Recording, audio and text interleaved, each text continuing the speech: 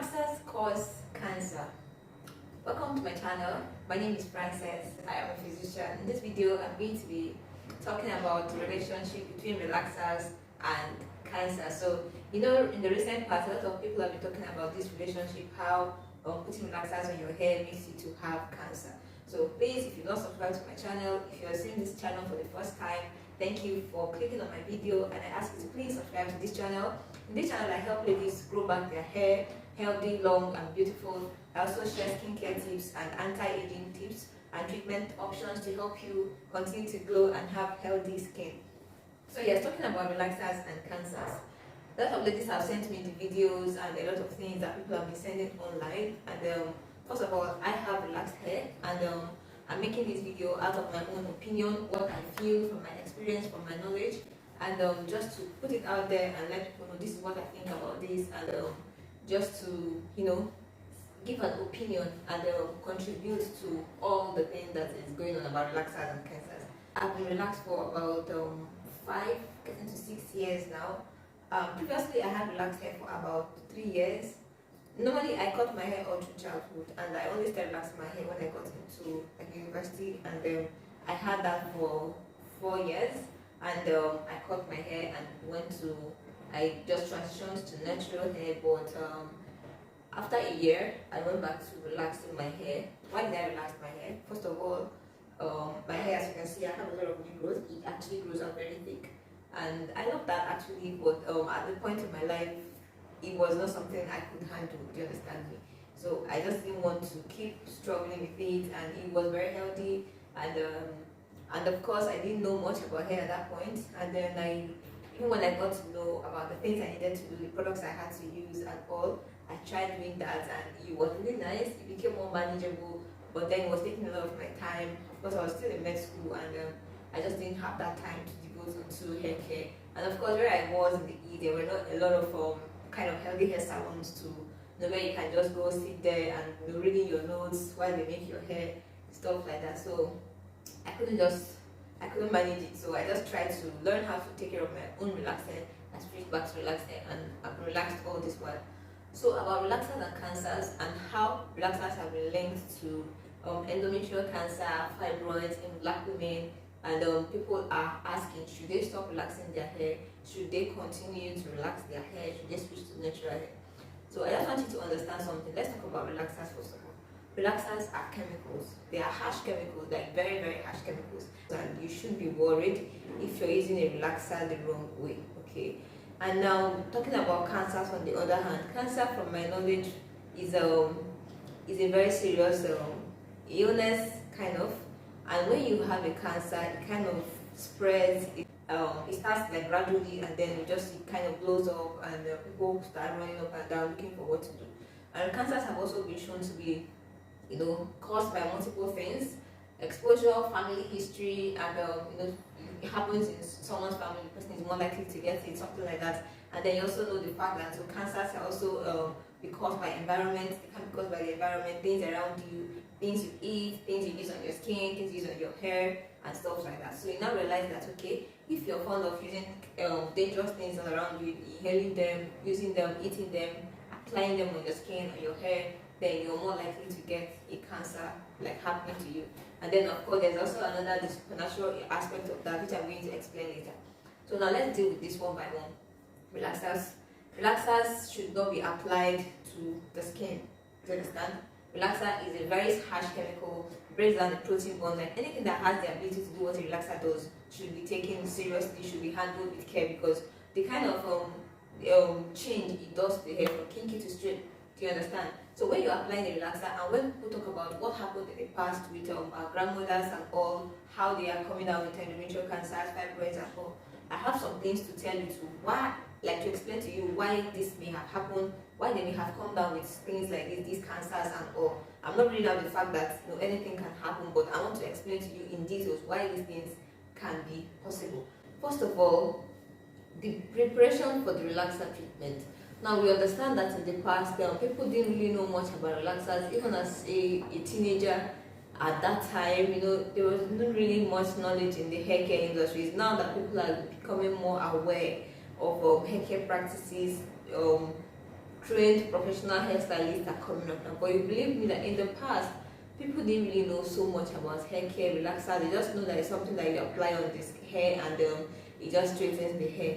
They didn't know how to use it properly. They didn't know the dangers that are associated with it. They didn't know they didn't know the kind of caution they should use.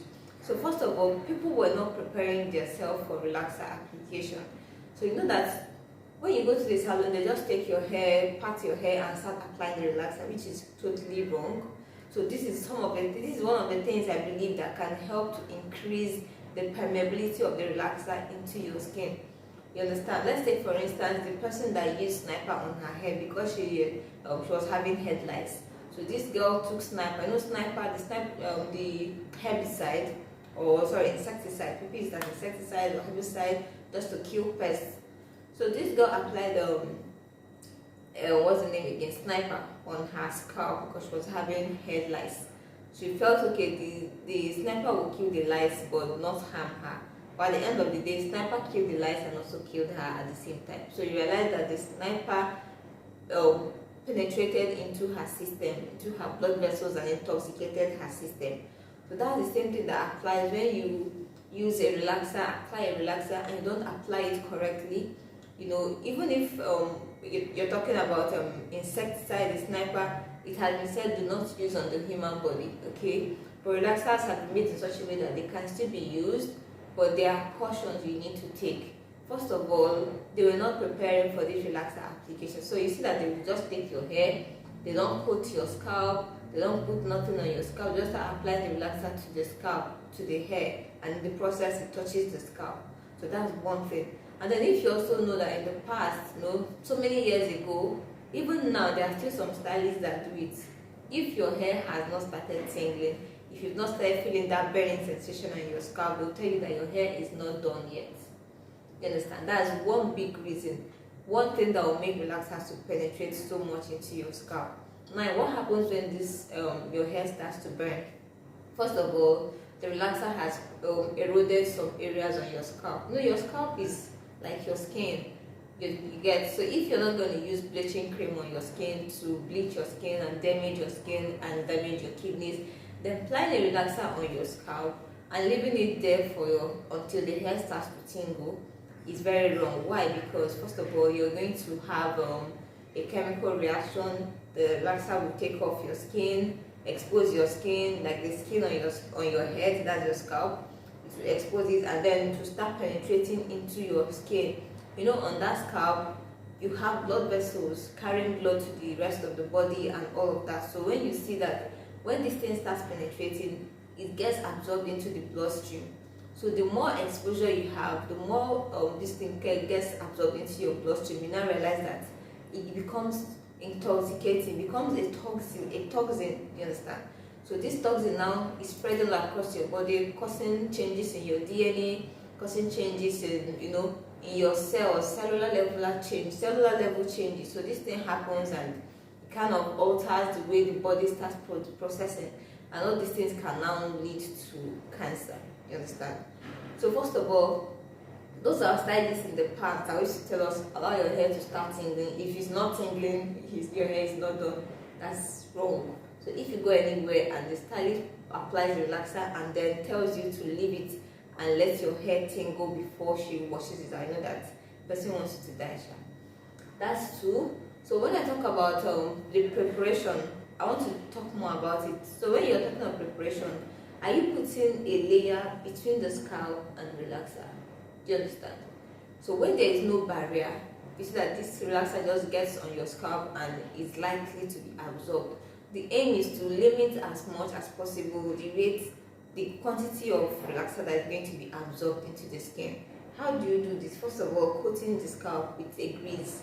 You have a petroleum jelly, some like Vaseline, the Dax. So all these heavy creams, you can put them on your scalp to serve as a coating, as a barrier between the relaxer and your scalp, because know how you are going to apply the relaxer and something doesn't touch your scalp. It's not even possible. Somehow something gets to touch your scalp, especially if you're self-relaxing your hair, which has become like a trend now. So many ladies prefer to do their hair by themselves at home. I self-relax my hair most times. So I make sure not to miss this particular step. Every part of the scalp that is exposed, I try to coat as much as possible. So now most people are worried that when they do that, they may come down with under processed hair. My question to you is, which do you prefer?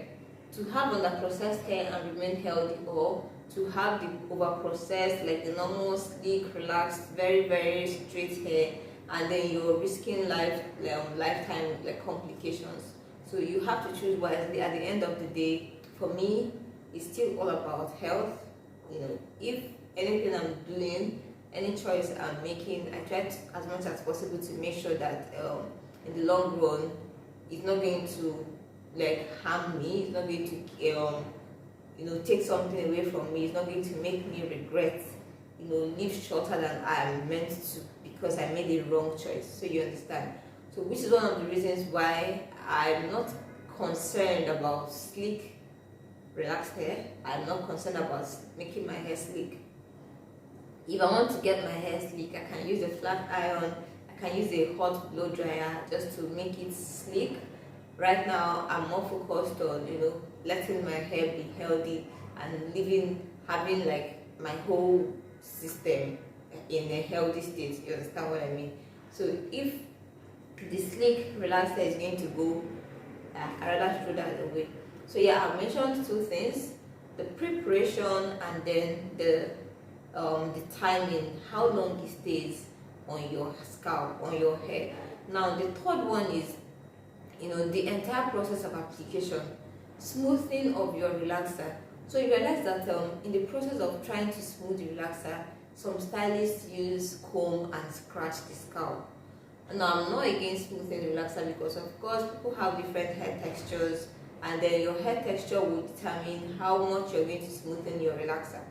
Personally, I have very coarse hair texture, and I used to be crazy about smoothing my relaxers until whether I smoothen it or I don't smoothen it, it just still remains the same. So like, I rather just let it go, I rather not smoothen anything. You understand? So now I don't really bother about smoothing the relaxer. Even if I have to smoothen my relaxer, I use the back of the comb to kind of smoothen it out. Let's say this is the hair and this is a comb. So some people use the sharp ends of the comb to comb out the hair while applying the relaxer. And in the process, they can just scratch the scalp.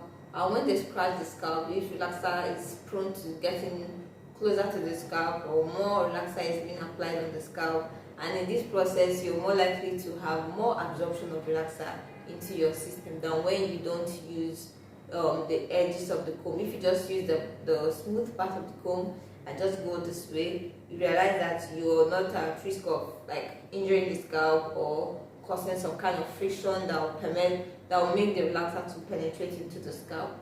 Okay, yeah, so that's another thing that may increase your risk of having complications from relaxer application.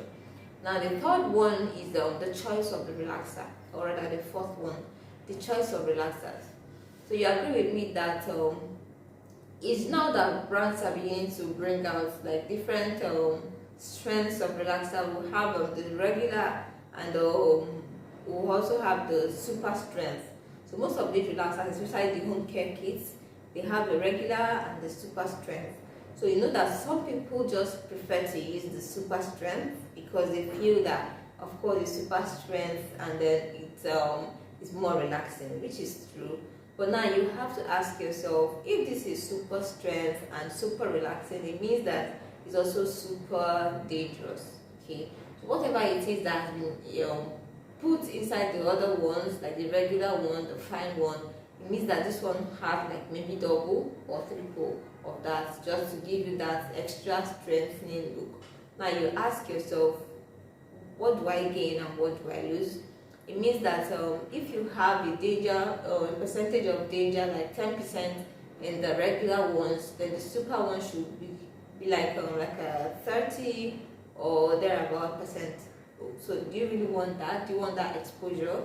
You understand? So I'm making this because I believe that some people 10, 20, 30, even 50 years from now, people are still going to want to get relaxers applied on their hair.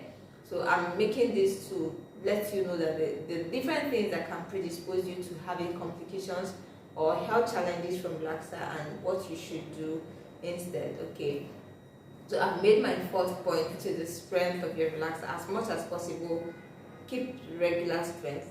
Even if you have coarse hair, trust me, the best way to relax your hair is not bone straight, because if you're getting bone straight hair, it means that you're more likely to have relaxer complications. Of course, long-term complications and health challenges from relaxer, because bone straight comes with harsher relaxer, comes with longer processing time. It also comes with more manipulation while relaxing your hair, and while you're doing all these things, it also creates an avenue for increased penetration of these relaxers into your system. Do you understand? So yeah, the fourth one, the strength of the relaxer. Then the fifth one is relaxer maintenance. That can be confusing, but let me explain. When I talk about relaxer maintenance, I'm talking about when eventually something happens to your hair while you've relaxed your hair. What do you do? How do you prevent further damage? So let's take, for instance, this scalp has gotten burnt from relaxer, and the stylist now tells you, okay, wait, when they just finish applying the relaxer and somehow, it just starts burning before you're even done applying the relaxer. And people are like telling you to wait, let them finish applying the relaxer. I mean, you don't have to wait, because that's what used to happen in the past. People were not aware of the dangers, people were not woke. So people just let the stylist do anything they felt was correct, because whatever the stylist said then, we took it to be the holy, like every the 100%. But realize that when the stylist tells you to wait for her to finish applying the relaxer, when your scalp is already tingling, you're already feeling sensitivity, sometimes they'll give you a fan to cool your hair. But you see that what the fan does is just to make you feel more comfortable. But the main thing is that the process of burning has already started, and it has to be halted. How? Washing off the relaxer. So if at any point your hair starts to tingle while you're applying the relaxer, you just need to wash it off, because if you don't wash it off, it means that you're causing more harm and you're allowing the relaxer to penetrate more into your system, into your bloodstream, and that is where the danger comes in. So if your scalp is burning, wash off the relaxer. No matter the stage you are in your relaxer process, it will mean that you just have to repeat the relaxer process at a later time when you are more complete, when your scalp has rested and recovered.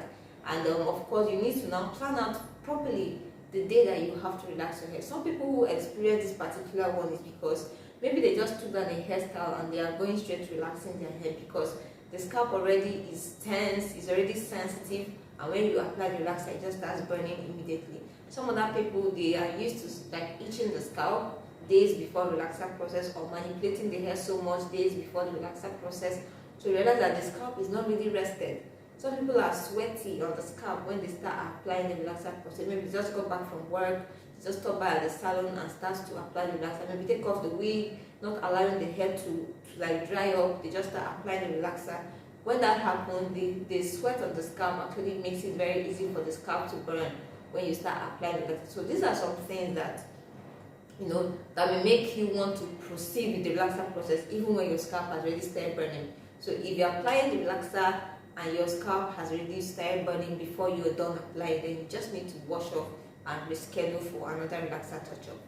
That's the fifth point I'm raising now. Then the sixth one is this: when the scalp eventually burns. So let me just tell you a story. I had an experience one time. I went to the salon to make my hair. I retouched my hair, and then my scalp got burnt. And I also planned to go under the the hooded dryer kind of roller set in my hair. So the stylist proceeded and still did the roller set and put me under the hooded dryer. So first of all, the pain from the tension, when you're trying to roller set and get the hair all straight up, it was so painful. I felt so much tension, and I asked her, if that was okay, and she said it was perfectly fine. So she proceeded and made that. It was very painful though. And then I also went under the hooded dryer. The heat from the hooded dryer, man, that was really painful. So I felt all that pain, and you know what happened? When I think about it now, I just realized what I did. I actually burnt my scalp, the relaxer penetrated into my system, and then I went further to go under the hooded dryer to let it penetrate even more. So at the end of the day, it was so painful. My hair almost glued to my scalp, and of course, I was never going to do that again. So then I realized that when your scalp eventually burns, maybe you have a plan of making your hair immediately, or you just had that plan. Maybe you wanted to relax your hair and have this sleek look. You just wanted to have a look for maybe an outing, a dinner, or something. But now that the hair has burned, the scalp is burnt, and are you still going to be able to make the hairstyle you planned for to attend that event? You understand? So you now feel that this thing is going to spoil my plans. I just have to continue. I just have to proceed. So most people will just proceed and get the hairstyle they desire because, of course, that's what they want. But you now realize that if you proceed, you're going to even damage your hair the more because you've not allowed your scalp to recover. Your scalp still has open sores, and then you're going to be applying some products and all that you're not supposed to apply when you have such injuries. So the best thing to do is to let your hair heal and use recovery creams, mild, gentle, all those something like petroleum jelly, just to coat the area and let it heal, repair the skin barrier around that area. Just if you proceed to making very tight hairstyles and all, you may come down with serious alopecia, and that area may never grow out hair anymore, of course.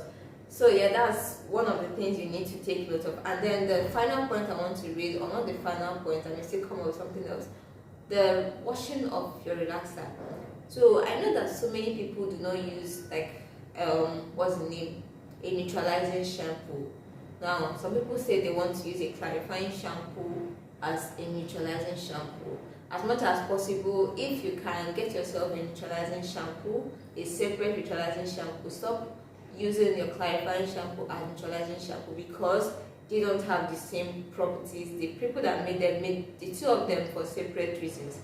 Your neutralizing shampoo is key. And one tip is this: when you're buying a neutralizing shampoo, make sure that you are getting one that has color indicator, because when you don't have a color indicator, you kind of get confused because you don't know if the relaxer has completely left your hair or is still, is still in your hair. Why do I say this? So my own neutralizing shampoo is pink in color when the relaxer is still there. But then when the relaxer is finally over, when it's finally washed off, it turns white. So each time I'm rinsing out my relaxer, I have something in mind. I need to get to color white. Do you understand? So that gives me the assurance that I've completely washed off the relaxer from my hair. Now imagine that you don't use a neutralizing shampoo. You just use your normal shampoo or the normal clarifying shampoo, and you just wash your hair. Some people just say wash it twice or just wash it until it starts to foam. Then you know that relaxer is completely off. But that's not the case. Neutralizing shampoo, first of all, it neutralizes the relaxer process instantly. Do you understand? Sometimes when I'm using my neutralizing shampoo, I need to shampoo twice, 3 or 4 times, depending on the quantity of relaxer I used. So you realize that if you're thinking that your clarifying shampoo can wash your relaxer off, and you just use it twice, or you just use it while it's until it foams, it might start foaming, but the relaxer is not completely off. When you're using a neutralizing shampoo with a color indicator, you might wash up to 4 times and you still be seeing some tinge of pink. Then you realize that okay, it's not completely off.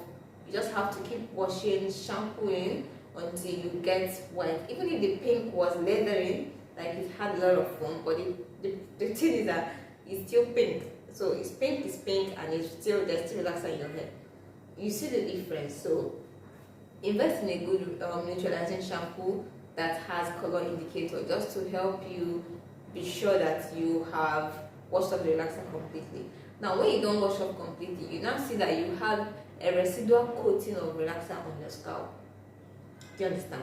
So when you have that residual coating, it means that all through the week until you wash your hair again, you're going to be carrying relaxer all over the place on your scalp.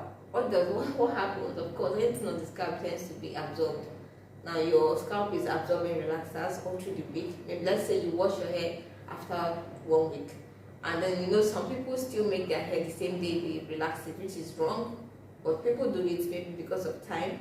Now you didn't use a neutralizing shampoo to neutralize your relaxer, and then you have a residual coating of relaxer on your scalp, and then you make your protective style that you're going to carry for like a month.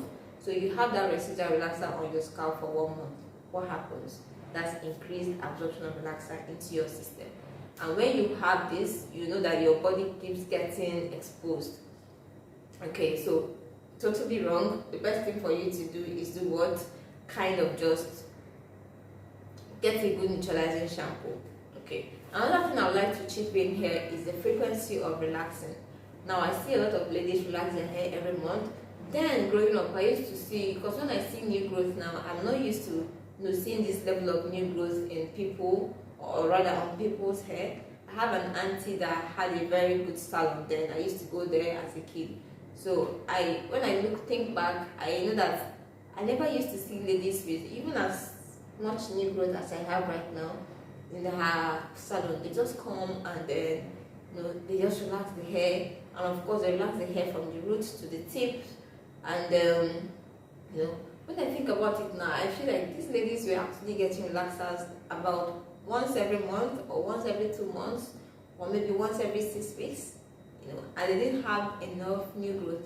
So that constant exposure, even if you're not applying the relaxer directly to your scalp, the fact is that you're having constant exposure. Let's take for instance someone who has allergies to dust. When the person enters a dusty place, person just the system changes, the person starts reacting, probably coughing, sneezing and all. So what does this person do? The person has to stay away from areas with dust. But if it's inevitable that you just have to get into that place, the person doesn't have to expose himself or herself to that kind of thing frequently, unless that I just can't help it, I really need to go there. The person will now go. Now coming down to relaxers, you see that frequency, you cannot be getting a harmful chemical every single week, every single month. You understand? So you have to kind of space it out, work on it. I know it's not easy stretching your relaxers for long, but at least a minimum of 12 weeks. I believe everyone should be able to deal with a 12-week new growth. What it takes is just learning how to keep your hair moisturized, and if you prefer to keep your hair straight, when you're stretching out, very wonderful.